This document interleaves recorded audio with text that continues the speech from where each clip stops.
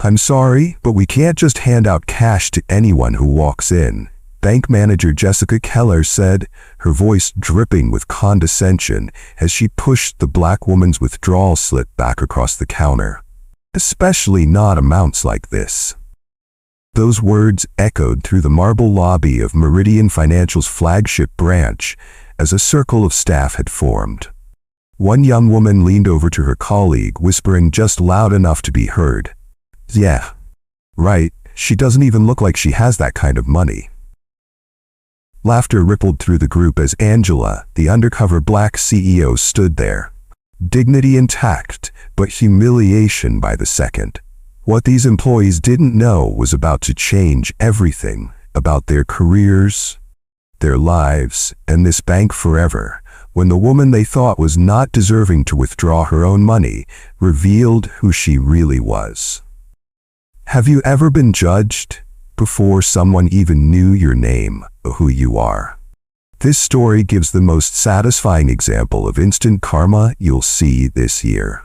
And if you believe everyone should be treated fairly and respected no matter what their skin color is, comment "respect" first in the comment section and hit the subscribe button now.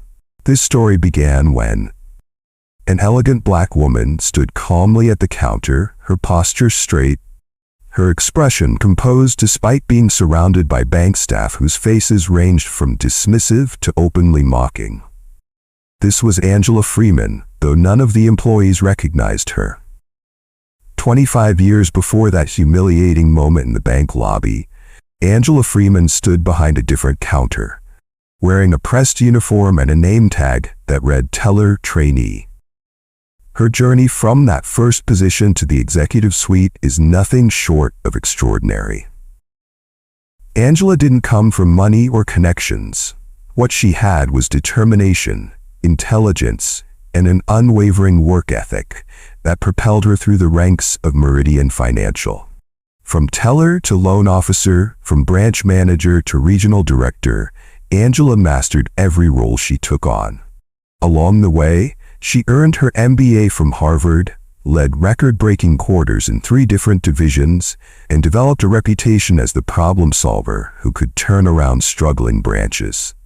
When she reached the C-suite as Chief Operations Officer 5 years ago, many thought she had hit the glass ceiling. They were wrong. 3 months ago, when Meridian's CEO announced his retirement, the board of directors found themselves at a crossroads. Despite Angela's impeccable credentials and 2 decades of loyal service, several board members expressed concerns about her readiness to lead. In private meetings, these concerns seemed to focus less on her qualifications and more on whether major clients would be comfortable with her black skin as the face of the company. After a contentious vote, Angela Freeman became the first black woman to lead Meridian Financial. Her acceptance speech was gracious but pointed. "I will ensure that every client, every employee, and every community we serve experiences the same level of respect and excellence. No exceptions." These weren't empty words. Behind closed doors, Angela had been tracking a disturbing pattern of customer complaints. While overall satisfaction scores looked good, digging deeper revealed significant disparities in service quality. Certain branches, certain demographics. The numbers told a troubling story that the previous leadership had buried. Rather than relying on reports and second-hand accounts, Angela decided to see for herself. The undercover boss approach wasn't just a gimmick. It was the only way to experience the unfiltered reality her customers faced. The flagship branch downtown was managed by Jessica Keller, a 15-year veteran with an impressive record. On paper, her numbers were exceptional.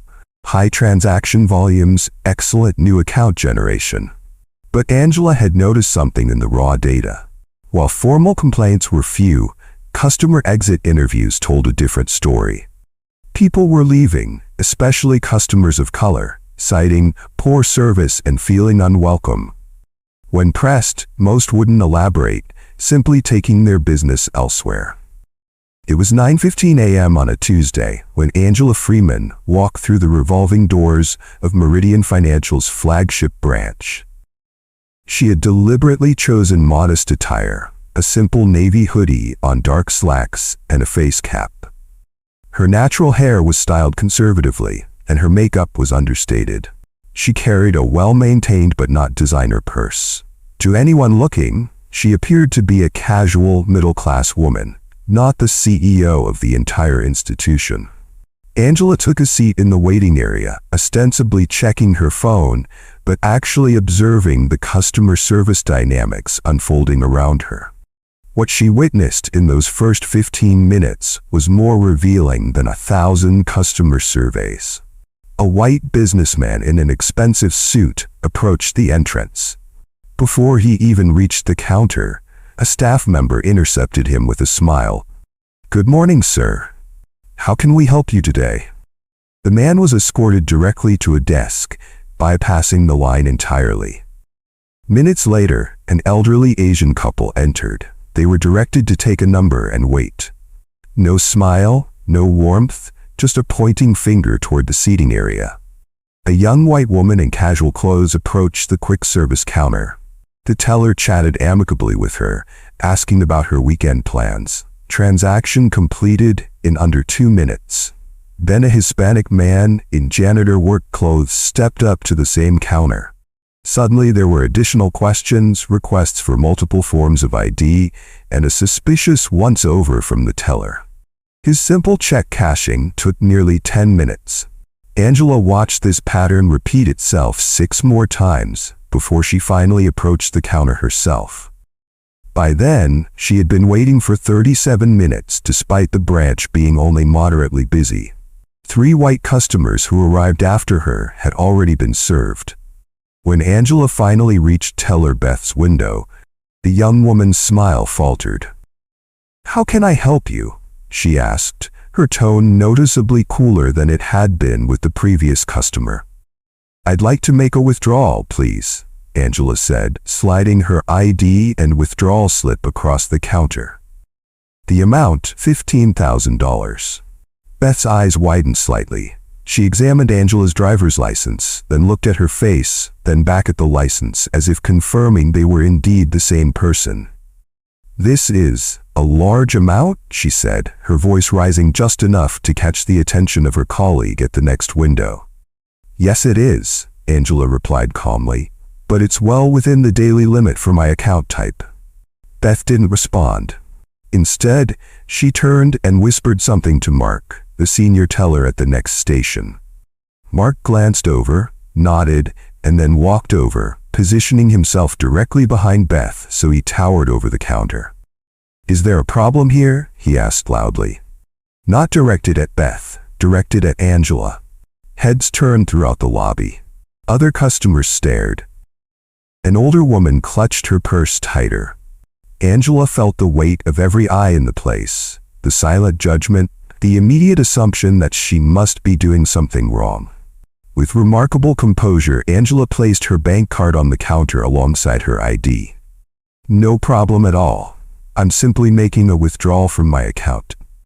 Mark picked up her ID, studying it with exaggerated scrutiny.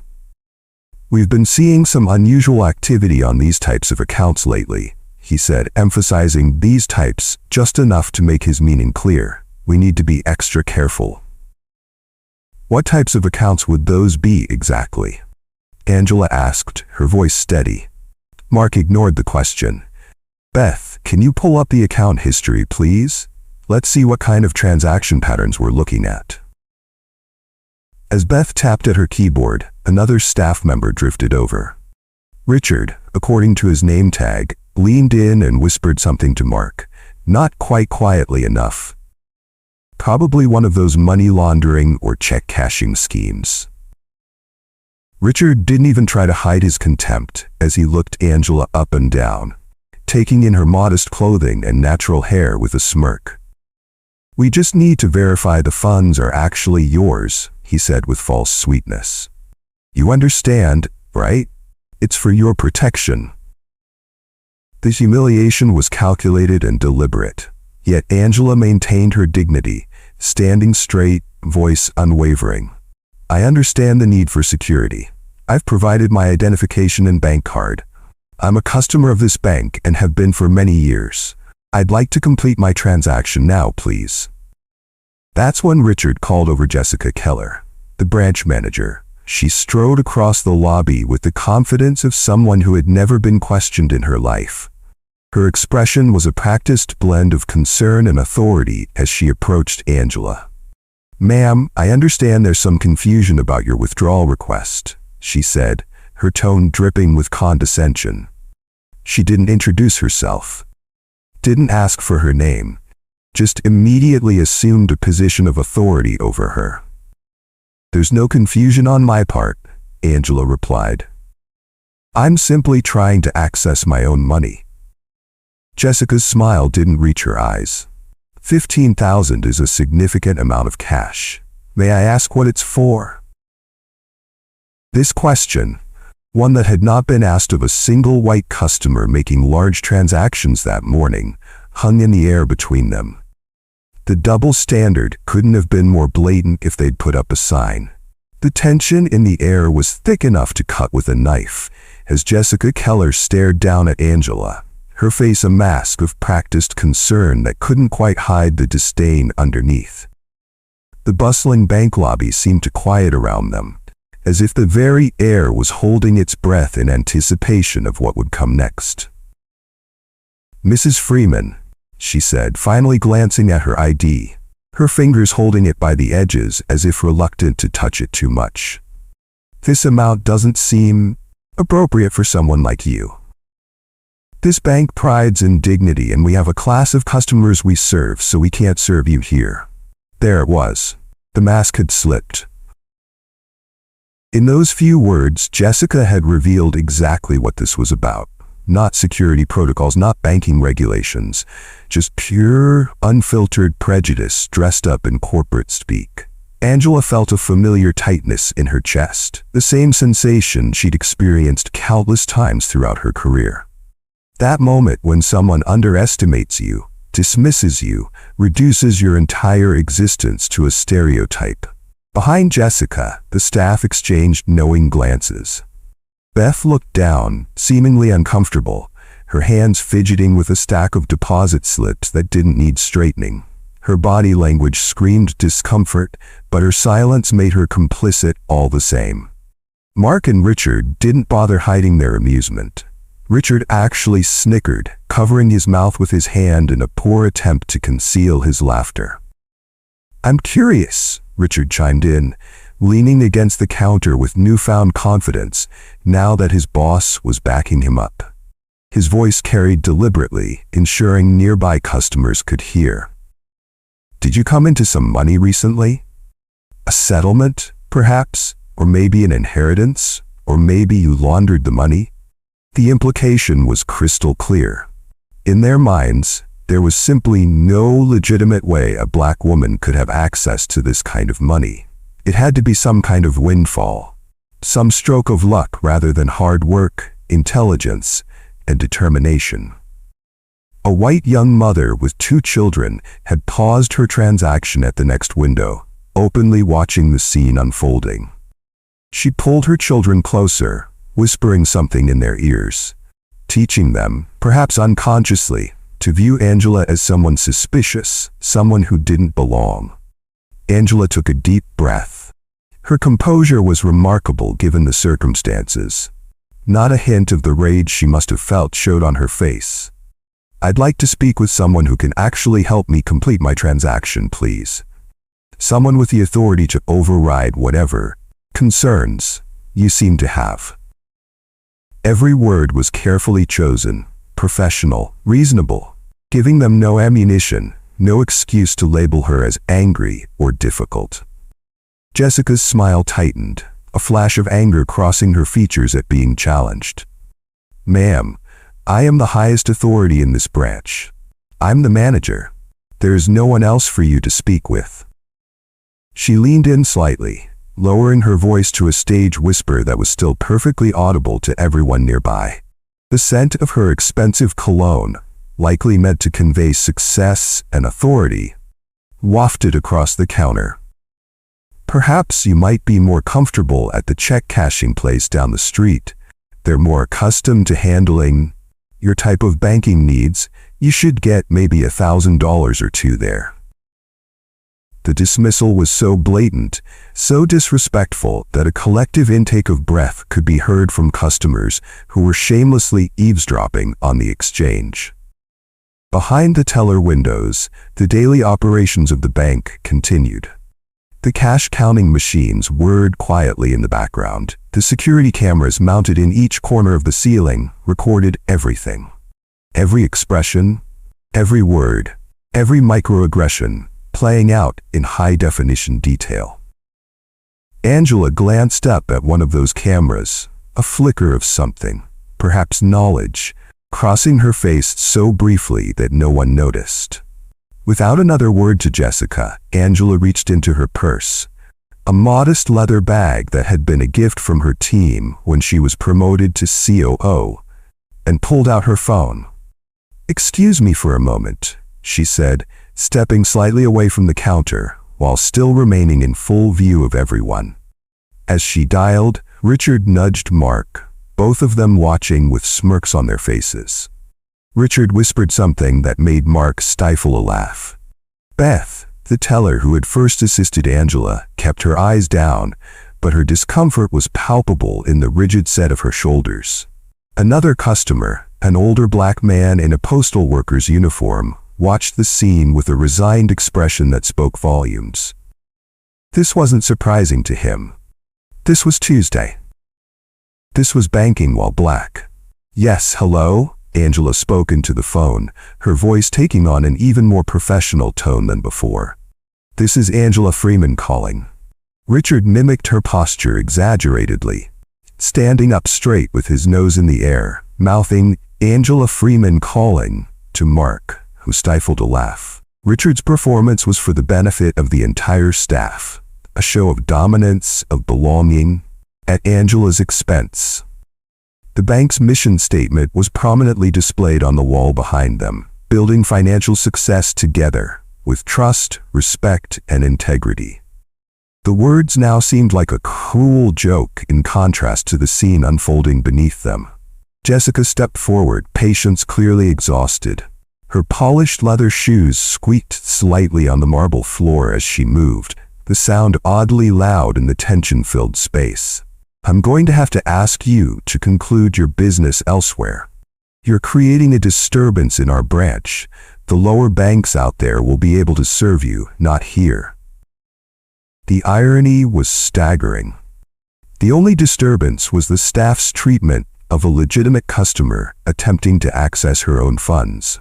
But in Jessica's mind, and in the minds of those who shared her biases, Angela's mere presence, her audacity to expect equal service, was itself the disturbance. Angela continued her call as if she hadn't spoken. "Yes, I'm still at the downtown branch. No, they've refused the transaction. Yes, that's correct." Her calm was unsettling to Jessica. People in her position, being denied service, being humiliated publicly, were supposed to react in one of two ways: explosive anger that would justify removal, or defeated acceptance that would end in retreat. Angela's composed resistance followed neither script, and it clearly unnerved her.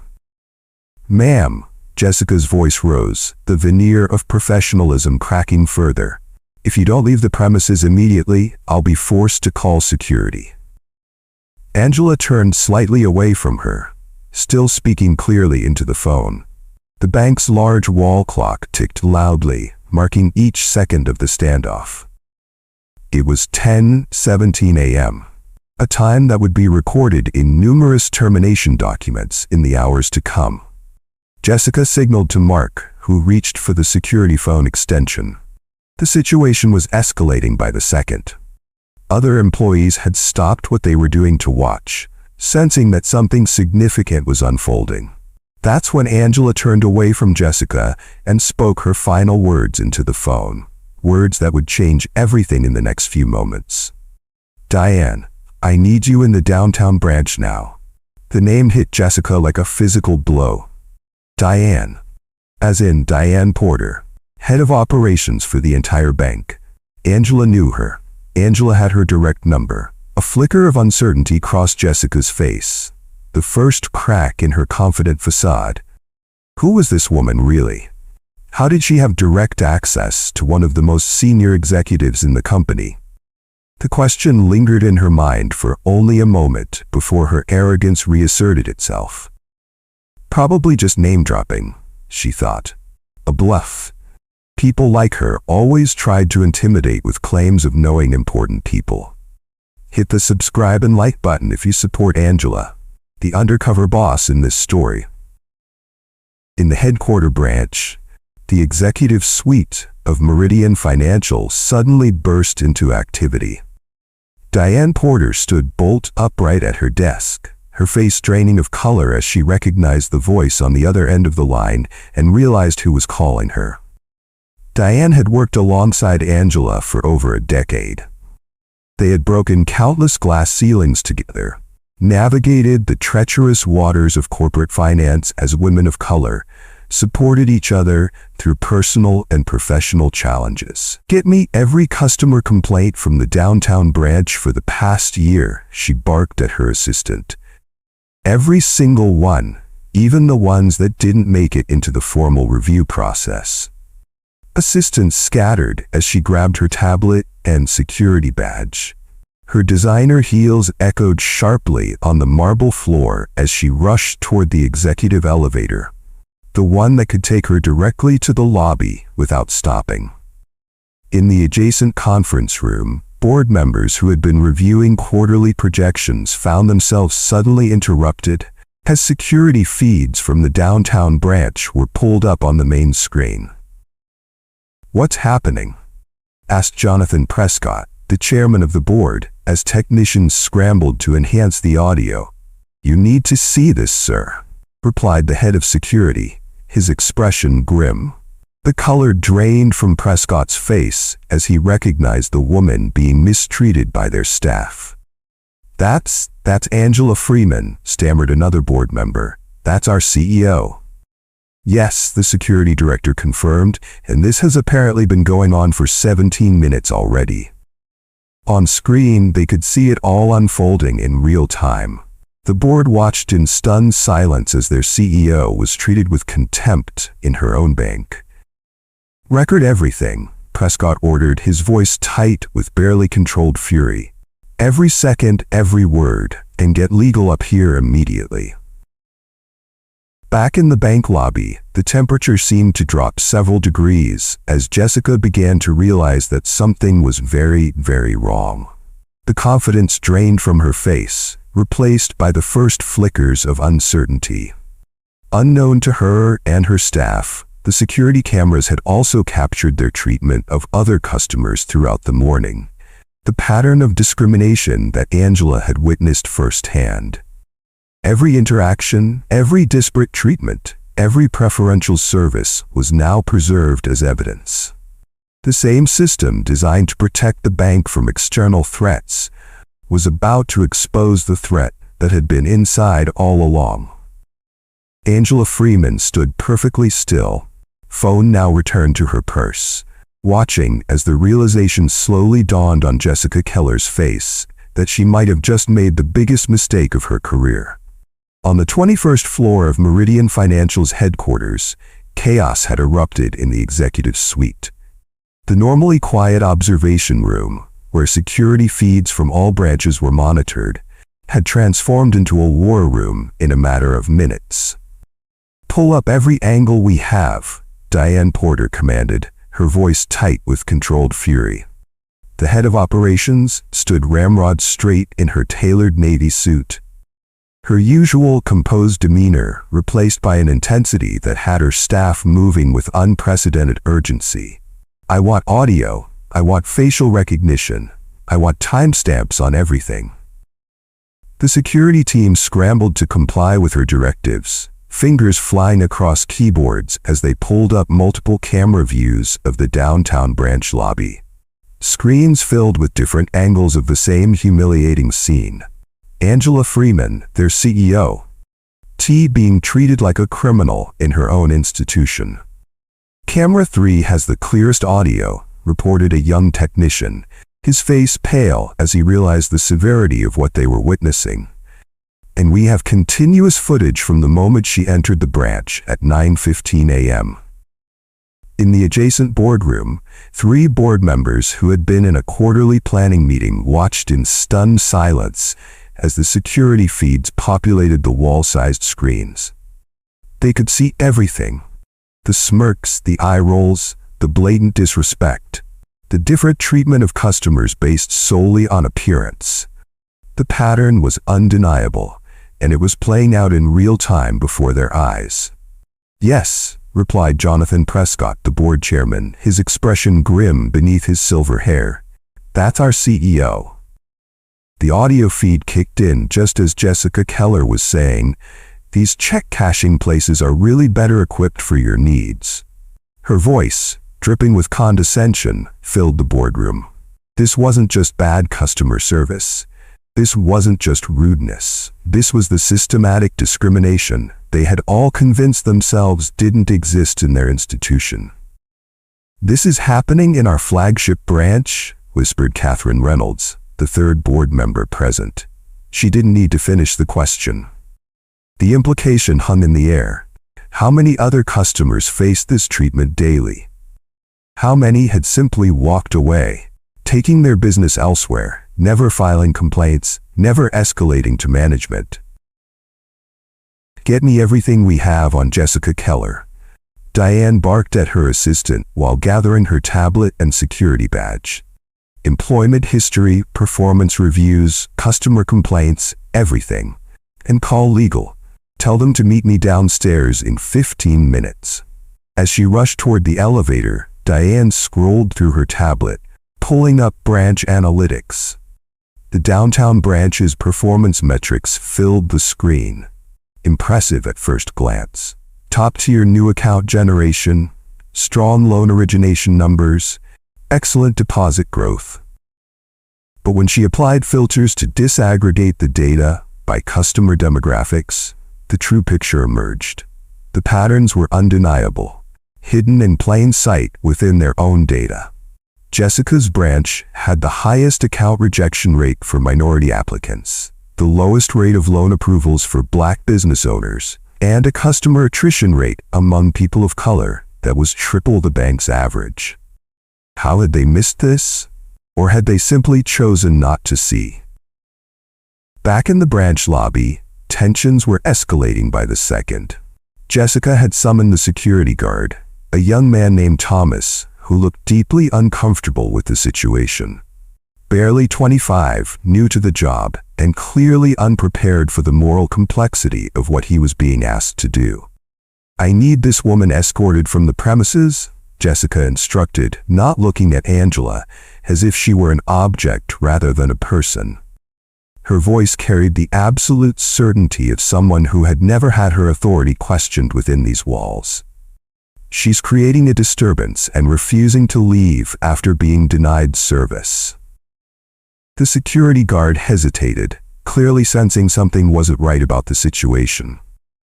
His gaze flickered between Jessica, his technical superior, and Angela, whose composure stood in stark contrast to the manager's growing agitation. "Sir," Angela said calmly to the guard, "I have every right to be here. I'm a customer of this bank attempting to access my own funds. I have provided all required identification and have broken no rules or laws." Thomas, the security guard, shifted his weight from one foot to another, clearly conflicted. His training had covered robbery protocols and emergency procedures, but nothing had prepared him for this moral gray area. "Ma'am." Jessica's face flushed with anger at the guard's hesitation and at being contradicted in front of her staff. "This is a private business, and we reserve the right to refuse service to anyone who may be attempting to commit fraud." The accusation hung in the air. Fraud. Without evidence, without foundation, Jessica had leveled one of the most serious allegations possible in a banking environment. And yet, to those watching, the true fraud was becoming increasingly apparent. The fraud of equal service, of meritocracy, of fairness. The staff had formed a literal wall behind Jessica. Mark standing with arms crossed, his security badge twisted backward so his name wasn't visible. Richard, with a satisfied smirk, twirling a pen between his fingers in a gesture of casual contempt. And even Beth, who had seemed uncomfortable earlier, now standing in solidarity with her colleagues, though her eyes remained fixed on the floor. The message was clear. It was all of them against Angela. A unified front of institutional power, aligned against a single customer whose only crime was expecting to be treated with basic dignity. Other customers in the branch had taken notice of the confrontation. Some pretended to focus on their own transactions, eyes darting occasionally toward the scene. Others watched openly, their expressions ranging from discomfort to prurient interest in the unfolding drama. A middle-aged white man who had been waiting in line stepped forward, inserting himself into the situation with the confidence of someone who had never questioned his right to occupy any space. "Listen, lady, some of us have real banking to do today," he said, gesturing impatiently. "If you're not going to leave, at least stop causing trouble for everybody else." The irony was painful. Angela thought of the countless meetings where she had emphasized customer experience as the cornerstone of their business model. The training programs she had championed, the inclusion initiatives she had funded, all seemingly worthless in the face of deeply ingrained biases that no corporate memo could eradicate. Rather than argue, Angela quietly raised her phone and continued documenting the escalating situation. She recorded the staff's expressions, the security guard's discomfort, the customer's intervention, all of it preserved with crystal clarity. Each second of footage was another nail in the coffin of careers built on discrimination. Jessica noticed the recording and her expression darkened further. The vein in her temple throbbed visibly as she struggled to maintain control of a situation that was rapidly slipping through her fingers. "Photography is not permitted in the bank. This is another violation of our policies." "Actually," Angela replied, her voice steady, "according to Meridian Financial's own customer service policy, Section 4.3, customers have the right to document any interaction where they feel their rights are being violated." The specificity of her knowledge caught Jessica off guard, but only momentarily. Behind her eyes, questions were beginning to form. Who was this woman really? How did she know company policies in such detail? How did she have Diane Porter's direct number? But rather than consider these questions, rather than pause to reassess the situation, Jessica's face twisted into an ugly sneer as she turned to the staff and security guard. "This is exactly what I'm talking about," she said, loudly enough for everyone in the lobby to hear. "These people are always trying to game the system. They come in here thinking they know the rules better than we do, looking for any loophole to exploit." The mask had dropped completely now. No more pretense of security concerns or banking protocols. Just naked prejudice on full display, captured forever on the bank's own security system and Angela's phone. Customers were either watching in morbid fascination or pointedly looking away, pretending not to notice the spectacle unfolding before them. Even a few of the staff members were beginning to shift uncomfortably as Jessica's behavior grew increasingly erratic, the veneer of professionalism cracking to reveal the prejudice beneath. Richard, whose mockery had been so open earlier, now darted uncertain glances at his manager. This was going further than he had expected, crossing lines that even he recognized shouldn't be crossed in a professional environment. Beth, the teller who had first assisted Angela, looked physically ill, her complexion ashen as she witnessed the escalation of what had begun as a routine transaction. She had followed procedure, called her manager as required for large withdrawals, but this public humiliation of a customer wasn't what she had signed up for. Only Mark remained steadfast in his support of Jessica, his crossed arms and rigid stance, a physical manifestation of the institutional barriers Angela had faced throughout her career. Through it all, Angela Freeman stood perfectly still at the center of this storm, her dignity intact, waiting. The weight of the moment, not just for herself, but for every customer who had ever been dismissed, disrespected, or denied service based on their appearance, rested on her shoulders. The elevator chime sounded faintly in the distance. Jessica's head turned slightly at the sound, momentarily distracted. Something in the air had changed, like the pressure drop before a storm. The grand double doors of Meridian Financial's flagship branch burst open with such force that they slammed against the walls, the sound reverberating through the marble lobby like a thunderclap. Every head turned as Diane Porter strode into the space, her presence commanding immediate attention. The head of operations, second in command of the entire corporation, moved with the focused intensity of someone about to extinguish a fire. "Stop this immediately." Her voice carried the weight of absolute authority. Not a request, not a suggestion, a command that froze everyone in place. Jessica Keller's expression shifted from irritation to confusion as she recognized the executive. In the 15 years she'd managed this branch, Diane Porter had visited perhaps 3 times. Always scheduled weeks in advance, always with a formal agenda. Her unexpected appearance, the fury evident in her stride, triggered the first real flicker of fear in her eyes. The staff, who had formed a wall of solidarity behind Jessica just moments ago, suddenly found themselves uncertain. Richard's smirk vanished. Mark's crossed arms dropped to his sides. Beth looked as though she might faint, the color draining from her face entirely. Jessica attempted to regain control of the situation, smoothing her hair as she stepped forward with a practiced customer service smile. "Miss Porter, what an unexpected pleasure. Is there something?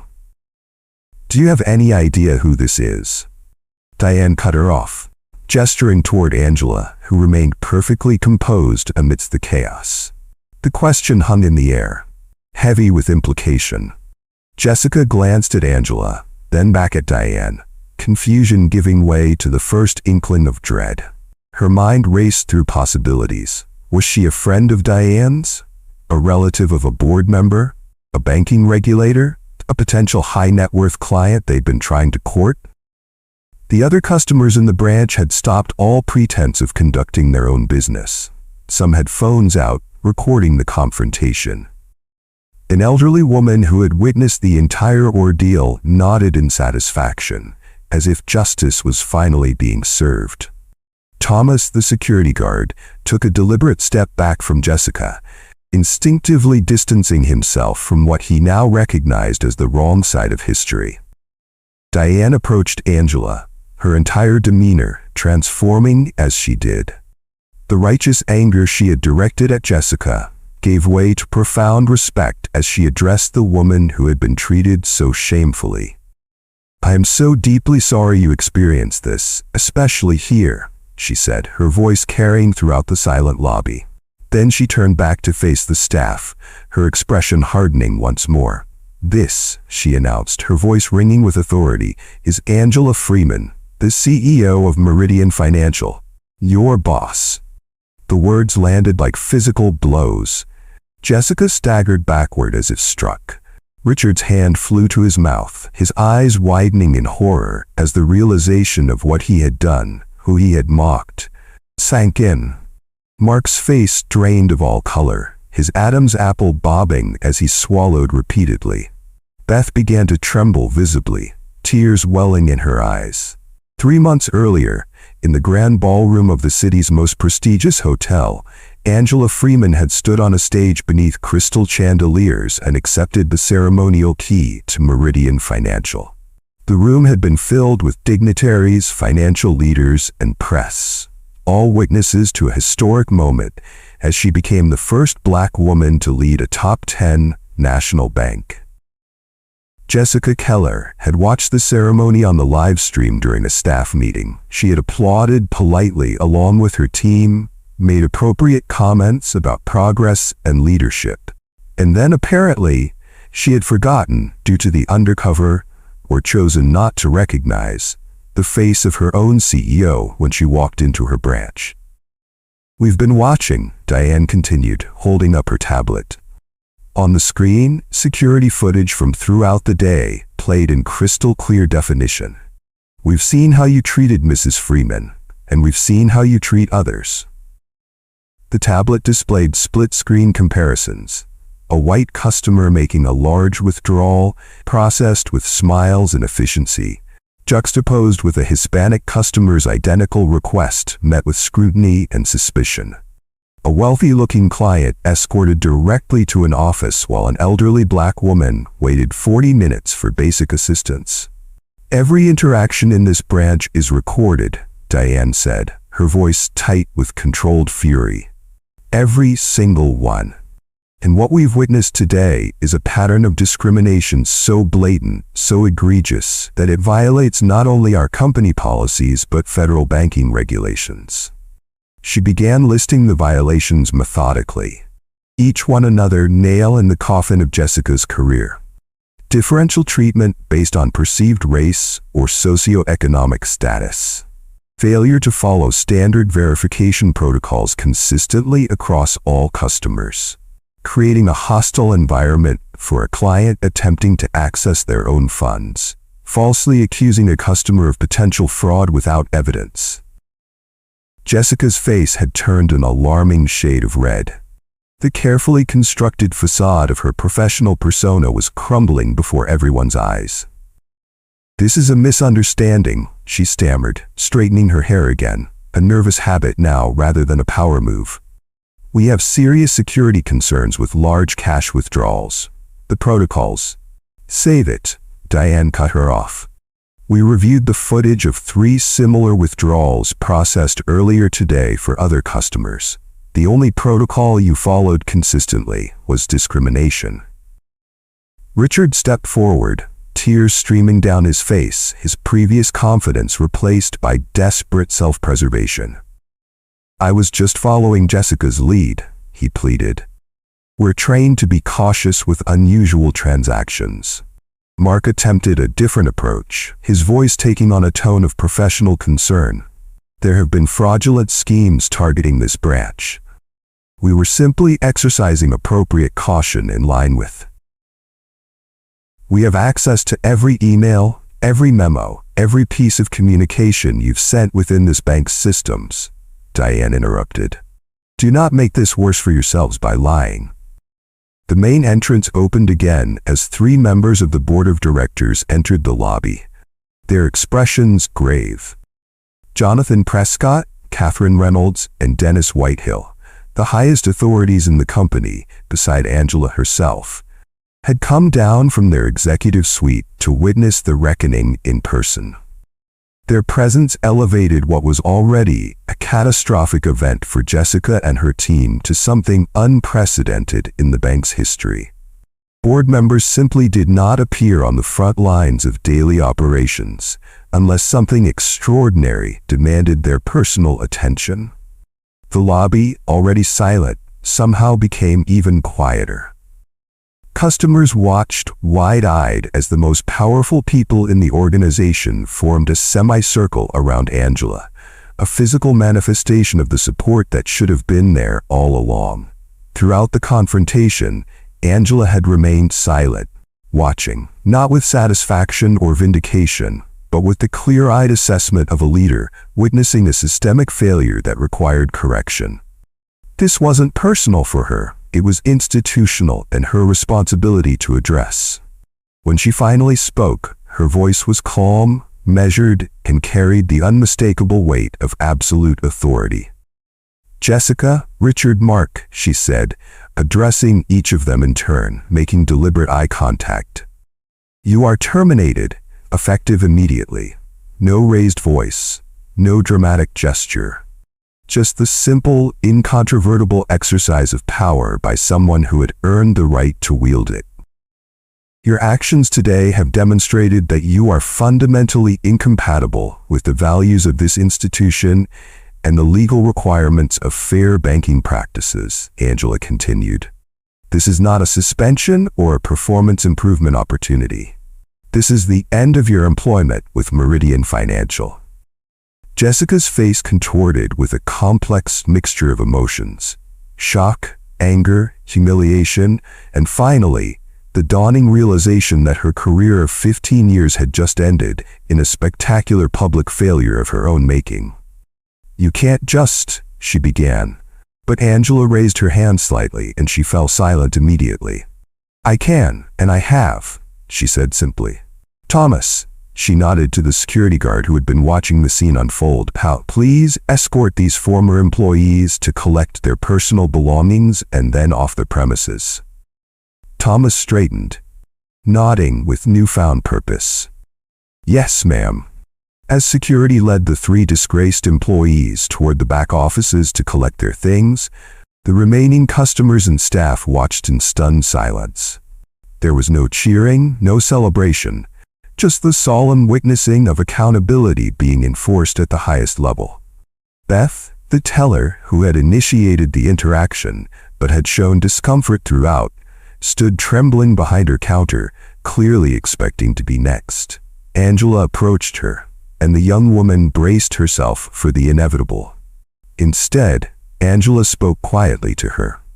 The words weren't audible to most in the lobby, but Beth's expression transformed from terror to confusion to cautious relief. She nodded several times, wiping tears from her cheeks. It would later become known that Beth was placed on probation rather than terminated. Her willingness to acknowledge her mistakes and her visible discomfort with her colleagues' behavior had been noted by both Angela and the security footage. She would become one of the bank's most vocal internal advocates for equitable service in the months to come. As Jessica, Richard, and Mark were escorted past the customers still waiting in the lobby, their personal items hastily packed into cardboard boxes, the full weight of what had transpired seemed to settle on everyone present. This wasn't just a dramatic firing. It was a public statement about what would and would not be tolerated in this institution moving forward. Angela Freeman stood in the center of the branch that bore her company's name, surrounded by the leadership team that had recognized her value, in full view of customers who now understood exactly who was at the helm of their bank. The transformation was complete, from being denied service to exercising the highest authority in a matter of minutes. The message couldn't have been clearer. Discrimination had no place in Meridian Financial, and those who perpetuated it had no future there. After the terminated employees had been escorted from the building, a heavy silence hung over the flagship branch of Meridian Financial. Customers remained rooted in place. Staff stood frozen behind their counters, all eyes fixed on Angela Freeman as she surveyed what was now, undeniably, her domain. When Angela finally addressed the remaining staff, her voice carried not anger but resolve. The clear, steady tone of a leader who had identified a problem and was already formulating its solution. "What happened today isn't just about 3 individuals making poor choices," she began, gathering the shell-shocked employees in a semicircle around her. "It's about a culture that allowed those choices to seem acceptable. A culture we are going to transform, starting right now." The staff listened with rapt attention, many unable to meet her eyes, others nodding in shamefaced acknowledgement of truths they had long recognized but never confronted. Meridian Financial exists to serve all customers with dignity, respect, and fairness. These aren't just words on our mission statement. They are the standard by which every interaction will be measured moving forward. As she spoke, Diane Porter was already on her tablet, initiating emergency protocols rarely used in the bank's history, transferring management authority, securing access credentials, establishing temporary leadership until permanent replacements could be found. Every branch, every department, every role in this organization will be evaluated not just on profitability, but on equitable service, Angela continued. The metrics we value reflect the company we want to be. Beth, the young teller who had initiated the interaction with Angela but had shown visible discomfort throughout the ordeal, stood trembling at the edge of the group. When Angela approached her, tears streamed down the young woman's face. "I'm so sorry," Beth whispered, voice breaking. "I knew it wasn't right, but I didn't know what to do when Jessica and the others." Rather than dismissing the apology or offering easy absolution, Angela listened intently, recognizing the crucial moment for what it was, a genuine opening for change.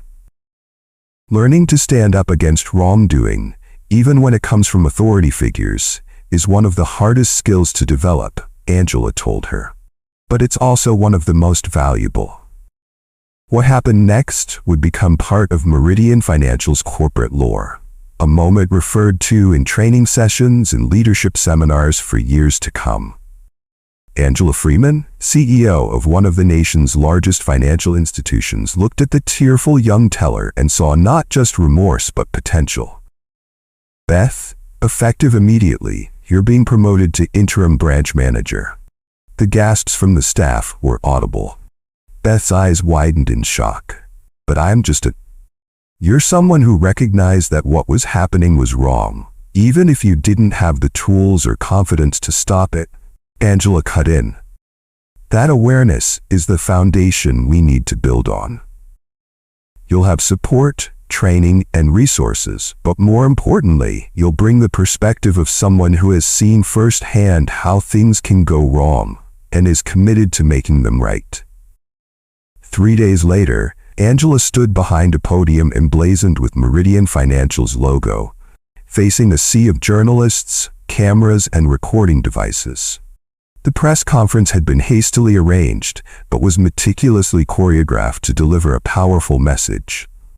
"Today, Meridian Financial is announcing our new equitable banking initiative," Angela stated, her professional attire and commanding presence a stark contrast to the modest clothing she had worn during her undercover visit.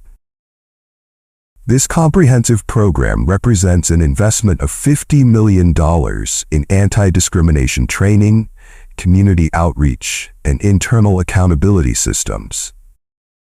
The board members flanked her on the stage, their unified presence a public demonstration of institutional commitment. What the journalists didn't know was how contentious the emergency board meeting had been, with several members initially balking at the scale of investment and the public admission of fault it represented. It had taken Angela laying out the legal, financial, and reputational risks of inaction, along with the security footage from the branch, to bring the holdouts around. Now they stood beside her, at least outwardly committed to the transformation she envisioned. "Banking discrimination isn't just morally wrong. It's bad business," Angela continued, her words echoing through the conference hall. "When we fail to serve all communities equitably, we leave talent undeveloped, businesses unfunded, and potential unrealized." The cameras panned across the diverse group of individuals seated in the front row, former customers of Meridian who had experienced discrimination firsthand and had agreed to share their stories as part of the initiative. There was Michael Mandel, a successful entrepreneur whose loan application had been denied 3 times, despite an impeccable business plan and credit history.